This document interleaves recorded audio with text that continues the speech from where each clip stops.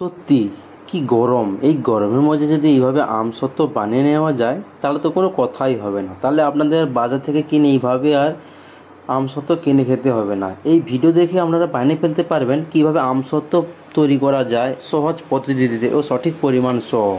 তো আপনারা দেখছেন তাপস মন্ত্রী রান্নাঘর। বাই দ্য ওয়ে, আমার নাম তাপস মন্ত্রী। আজকের রেসিপি আমি কীভাবে তৈরি করবো আমসত্ত্ব। তো পুরো ভিডিওটা দেখতে থাকুক, কেউ টেনে দেখবেন না। পুরো ভিডিওটা দেখলে আশা করি আপনাদেরও যে কেউ ছোট বড় যে কেউ দেখে ভিডিও দেখে বানিয়ে ফেলতে পারে। প্রথমে দেখো আমি দুটি আম নিয়েছি, তিনটি আম নিয়েছি, নিয়ে আমি আমের খোসাগুলো এভাবে কেটে নিয়েছি। কেটে নেওয়ার পর এভাবে ছোটো ছোটো করে টুকরো করে আমি কেটে নিয়েছি। আশা করি এখানে আপনাদের কোনো কিছু বুঝতে অসুবিধা হবে না। আমি যে বানাচ্ছি আপনারা এভাবে বানাবেন। আশা করি আপনারা 100% গ্যারান্টি সহকারে বানিয়ে নিতে পারবেন। দেখতে পাচ্ছ কীভাবে আমগুলো ছোটো ছোটো কেটে নিচ্ছি। কাটার পর আমি ভালো করে একটা জলের মধ্যে ধুয়ে নিয়েছি। এই জলে যদি আপনারা ভিনেগার দিয়ে থাকেন আরও খুব ভালো হয়, পরিষ্কার হয়ে যায়। তারপর আমি দিয়ে একটা কড়াইয়ের মধ্যে গরম জল দিয়ে আমগুলোকে ভালো করে আমি সিদ্ধ করে নিচ্ছি। এই আমসত্ত্ব কাদের কাদের ফেভারিট আপনারা অবশ্যই কমেন্ট করে জানাতে ভুলবেন না। আর পুরো রেসিপিটা অবশ্যই দেখবেন যাতে কোনো আমাদের অসুবিধা না হয়। দেখো আমটা ভালো করে সিদ্ধ করার পরে আমি ভালো করে চাপ দিয়ে ছাঁকনির মধ্যে এটাকে চাপ দিয়ে আমি আমের থাকা অবশিষ্ট জলটাকে বের করে দিয়েছি। এই জলটা বের করে দেওয়ার পরে দেখতে পাচ্ছ কি সুন্দর একটা আমের যে মাড় বলে, এই মাড়গুলো ভালো করে আমি ঝাড়া দিয়ে বের করে নিয়েছি। তারপর আমি একটা পাত্রের মধ্যে একটা কড়ার মধ্যে আমি এটা অ্যাড করেছি। অ্যাড করার পরে আমি একটু জল দিয়েছি। জল দেওয়ার পর আমি এখানে চিনি দিয়েছি। এখানে জলটা আপনারা অল্প পরিমাণ দেবেন, বেশি দেবেন না, তাহলে বেশি দিলে আপনাদের জাল করতে অনেক সময় লেগে যাবে। জাস্ট অল্প পরিমাণে।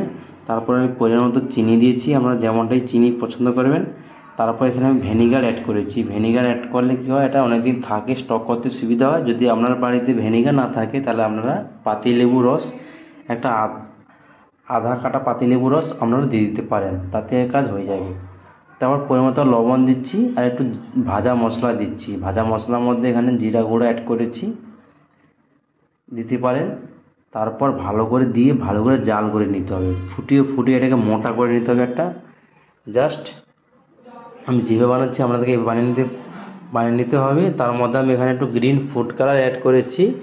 গ্রিন ফুড কালার অ্যাড করলে কিন্তু এতে কোনো স্বাদের পরিবর্তন হয় না, এটা জাস্ট দেখতে ভালো লাগে। আর যদি আপনারা স্কিপ করেন তাহলে কোনো কথাই হবে না, কোনো অসুবিধা হবে না। যদি ভালো লাগেন দেবেন, না হলে দেওয়ার দরকার নেই।